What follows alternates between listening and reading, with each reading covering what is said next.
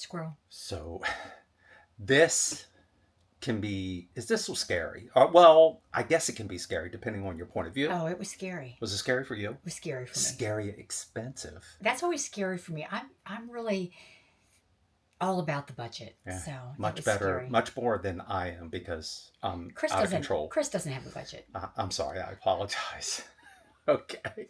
Welcome to our channel, Our Everyday Getaway. I'm Chris. I'm Katrina. In this video, we're going to share with you the costs associated with our recent travel. So now, if you're new here, Katrina and I have been full-timing for about 3 years. Well, actually for 3 years. 3 years. We recently took a trip to Alaska. So we went from Maryland out to Idaho, to Montana, up into Canada, Calgary, through Canada, into Alaska, back down into the lower 48s. It was a long journey, guys, 14,000 miles. So where did we go? Lower 48? We went, where did we do? Washington, Oregon, California. And then back home.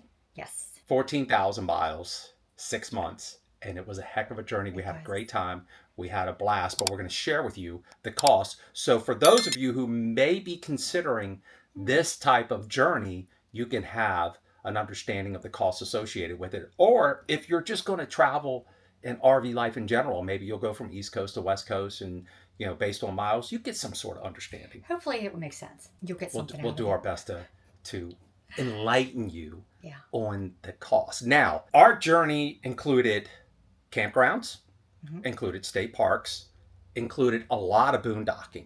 So we did our share of boondocking. We did some epic boondocking. And we also stayed at some RV parks and resorts. So we kind of did a hodgepodge of everything. That's true. And we did our best to boondock as much as possible. Now, if you guys are unfamiliar with this, I'll leave a link above so you can check out our Alaska series on our travels, and you can check out the great boondocking spots, which will save you a lot of money. And we're not going to get into the minutia of everything, so we're not going to tell you the cost difference between Canada and America. You know, there's no reason. We'll just give you an overall summary, so basic understanding of everything. I like that idea. And another thing to keep in mind is we drove a 2014 Winnebago Trend 23L, which is a gasser. Right. So, of course, if you guys are driving a diesel, your cost is going to vary. Right. So a lot of this is going to vary based on your preferences, because you may be someone that's more interested in staying at campgrounds and resorts. Like Chris. Yeah. Well, no, I love the boondocking part of it. The boondocking part of it was fantastic. So let's break down some of the cost. Okay. So should we save our budget till the end? We're going to save our overall budget till the end. Well, when you say budget, do you mean our budget that we originally set in place, or the overall cost? The overall cost. We throw it away. We're terrible. We are just so bad with this. And this is one of the things that can happen when you do this type of lifestyle. You really got to adhere to your budget. If you don't, you can find yourself getting away from you. He says this, and he is the worst. I'll be like, we can't afford to do it this week. We have to eat in. No, I want to go out. Let's start with, which one do you want to start with? You want to start with the lodging? Let's start with the lodging. Now, what does the lodging include? The lodging for us included any campgrounds we stayed at during our journey. And it also included, what I did is we have 1,000 Trails membership. So I had to put some of that money in there. I had to break it down, because even though we don't pay each time we go to 1,000 Trails campground, we do pay our yearly dues. So I incorporated that. What was the lodging cost? It was $3,690. Now, to me, that doesn't sound bad. No, it doesn't at all, because a lot of the time for us, especially going to Maryland to Idaho, in that part of the journey, we stopped at one campground and we paid like $10 or $15. It was crazy. Yeah. That was at the Bass Pro. No, it's actually Cabela's. Cabela's. In Nebraska. Yeah.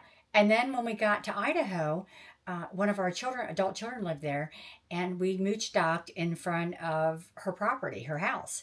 So nothing there. We went from there to Montana. Oh, we did some harvest hosts. So we might not have paid to be there, but you have to buy something while you're there, and that's what you should do anyway. So I incorporated that, and then we went to family members, so we mooched again. And then we went up into Canada. So the total cost was $3,690. I don't think that that's Yeah. bad. Yeah. And we made a concerted effort to boondock. And besides, the boondocking and the mooch docking when we got to Alaska at Chuck and Bow's was fantastic. Yeah. It was amazing. So that was definitely Mm-hmm. worth it. Something you're going to consider if you make any journey. Try to mooch dock and boondock as much as possible. If that's your thing, absolutely. And it was fantastic. It Okay, was. that covers the lodging part of it. Pretty simple. Let's get into the gas. What we paid in gas. Now we're not going to break it down into how many gallons we bought, but we'll give you the price. But what we'll do is we're going to say it was the gas for the vehicle. It's a propane, and we did have 2 oil changes, which can get a little costly on the road, that we did for the rig. So all that altogether was like $4,560. Okay, once again, I don't think that that's bad. I really don't. Oh, and there also, we did share in some of the cost when the couple that we went on this journey with, when they would take us places, we would sometimes fill up their gas tank. So we did share in that as well. Correct. I really don't think that's a bad price. No, I don't think so You know, either. when you think about 14,000 miles, Yeah. I don't think I don't know what that breaks down to miles. You guys can figure that out if you want. I don't think that that's that bad. It's not really. No. So if you're driving a diesel vehicle, you're going to have to. And keep in mind, the cost in Canada was more expensive than Definitely. in the lower 48. So there was a great deal of time from when we crossed over the border into Canada till we got to Alaska, crossed back into Alaska. There was a lot of driving. There was a lot of miles. I don't know the exact number of miles, Too many. but it was probably in the thousands. So it's going to be more expensive when you get into Canada. So obviously keep that in mind. So Next is recreation. recreation. Well, we didn't do a whole lot We recreation did do a wise. lot. Well, we did, but we did not pay for a lot of recreation. At least I didn't think. And here's why. If you're going to go to Alaska, that stuff gets to be expensive. Oh, So big you time. can't a lot of people think that because you're a full-time RVer that you're out every day having a good time exploring and doing it's unless you're extremely wealthy, it's very difficult to go out every day and do things because it gets to Well, be very expensive. And when I say do things, I mean things you have to pay for. Well, you have to pick and choose what you want to do. There's a ton of tours that you can go on, and then there's a lot of the ones that you can just do yourself. So you kind of got to pick and choose how you want to do things. There's a lot of cruises, and how many cruises do you need to go on? Do you need to go to a cruise in every town you go to, or every other town? Probably not. So you figure every time you go to do something like that, especially once you get to Alaska, you can run you $400 or $500 or more a pop. And if you're doing a couple things a week, it gets very expensive. Yeah, so if you're up there for a couple months, are you going to do something like that every day or every other day or multiple times a week?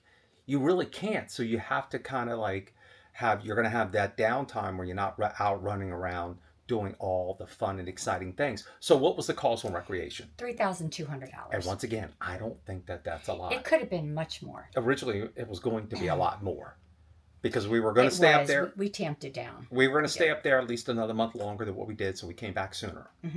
And we kind of had to readjust things accordingly because of the price. Pull Chris back. So that cost was $3,200. I think we really did pull back on all the things that we wanted, Well, the fun, exciting things that you could possibly do. And also, you got to keep in mind there's a lot of things to do up there that you don't have to pay for. Yeah. So even though we might not have spent a ton of money, we spent a good amount. There's a lot you can do, and you don't need to, just fishing. I mean, you go, like our fishing licenses were in that. We went fishing, but we didn't take a fishing tour. We didn't go out on a fishing excursion. We went out. We went on the fishing excursion. Oh, well, I don't consider that. I'm talking about like the major, like the halibut. Chartering a boat. Yeah, that's what I'm talking about. We didn't do that. When we went to fish for salmon, we went where the locals would go. And we fished one time off the shore. That didn't cost us much. So we did things like that. So I guess your point would be there's plenty of outdoor things to do that cost very little, if anything. So you can go out hiking and exploring. So we tried to focus on that as much as we could to save the money. Yes. All right. Another cost would be food. Now this was obviously a big cost. And of course, when you get to Canada, things are going to be a little bit different. It's a And little bit more pricey. yes, what was the price on that?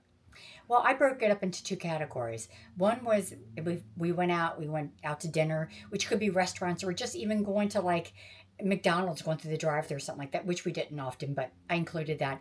And then also included eating out, groceries, and I had to put alcohol in there. So, with Chris, it might have been up, and I'm just Easy, kidding. I'm kidding. I'm easy. kidding. So, Yes. let's start with the groceries. The groceries slash the alcohol expenses, it's about $5,000. Yeah. And believe me, we didn't overdo on anything. We kept it very basic. Again, as you all know, food even at your hometown is expensive right now. Yeah, we did our best to avoid going out to a lot of restaurants. And I love going out to restaurants. I enjoy it. I think it's great. I love trying to, part of it when you travel is going to the local restaurants and enjoying the local cuisine and all that stuff. Right. But we did our best to cut back on that, and we did our best to limit going out, and we made a focus to stay at home and eat. 5,000 over 6 months. That's not even 1,000 a month. For us, it's good.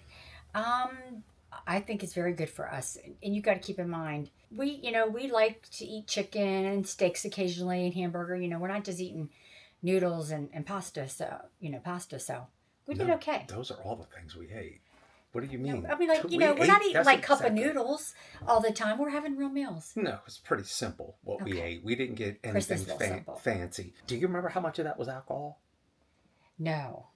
I'm embarrassed to even look and see I'm how not much embarrassed. is I'm not embarrassed by that at all. I enjoy a good cocktail from time to time, sitting outside having a nice cocktail. I don't think we got too carried away with the alcohol costs. We also did, like I said, we had, the restaurant and eating out costs, which was about $2,590. Well, this was, wait a minute. I thought the groceries, so you didn't include the eating out into the groceries. No. Okay. So the eating out cost was about $2,600. Yeah. So, and once again, I don't think that's bad. Eating out after $2,600 over the course of 6 months. I mean, what does that break down to? And we also, there towards the end of our travels, we did go out quite often. Yeah, towards the end we did. Once we got back into the lower 48, we definitely got back into that. We have two different couples to thank for that. You guys know who you are. But we had a blast. We had a great time. So I think we kind of made up in the lower 48 when we got back into Oregon and that area, Washington, Oregon, California. We kind of made up for what we didn't do the entire part. Not the entire time, but most of the time. Yes. Most of the time. So overall, we got those. Those are all the major categories. So the lodging, gas, recreation, the food, and the eating out. I think that pretty much covers the cost of everything. And once again, we're not breaking it down to minutia. So the overall cost, when it was all said and done. Can I tell them? Yeah. Da-da-da. $19,000. Now, once again, that sounds a lot. Those of you who are living this lifestyle can, maybe break it down, and, you disagree or you have any kind of insight, leave a comment down below, let us know. But so 19,000 after 6 months, what is that? That comes to about 3,000 a month? All right. But let's be honest, we're not including some costs in there. That's not that's pretty much what the cost for this trip. We're not including like the cost of our rig and insurance and things like that, because I know somebody's going to ask. So there are some costs that are not included in this. These are things that we felt that we used that were different than our regular costs when we're traveling more locally. Well, those are the basic costs of a trip. Many of us who full-time RV living would do. Yeah. We would participate in. So, yes, I agree with you. We don't need to get into all of that. Yeah. 19,000, which comes to, what's that? About 3,000 a month, a little over 3,000 a month. Is that any different than anything else we've done in our journey so far? I would say no, it depends. The lodging probably was about the same as what we normally spend if we broke it down throughout the year. So, I mean, we did a pretty good job with it. The only thing that really hurt us was the groceries. The groceries and the gas were more than they typically would have been. And those are two things you can't avoid. No. You cannot avoid those. And once again, if you're in a diesel pusher, you're going to be paying more for the cost of diesel. Now, there were parts of the trip where diesel was a little bit cheaper, especially out on the West Coast at the time we were out there. But we didn't The use diesel diesel. costs. No, I'm just trying to give them I gotcha. to explain. There were parts of the West Coast Mm-hmm. where the cost of diesel was cheaper than gas. That was crazy. I was like, what is that? So overall, I mean, do you think this was an expensive trip over the No, course of it 6 wasn't. months? To me, it wasn't so much as an expensive trip as it was a trip.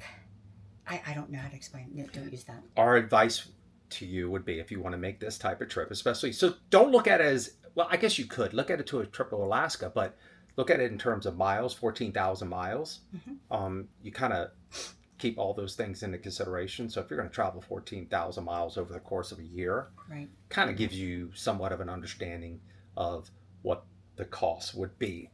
I think we did okay. Did we come in under budget on our monthly budget based on No. we came over? Yes. Well, go figure.